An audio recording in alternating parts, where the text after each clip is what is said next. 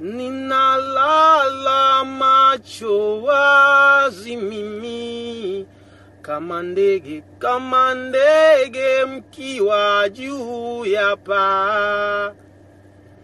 Nimekuwa kama mhuni mimi, fanya hima Bwana uniokoe.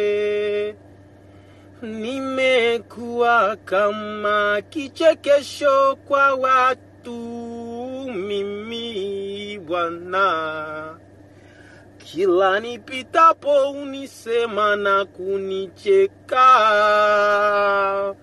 Mungu wangu, mbona umeniacha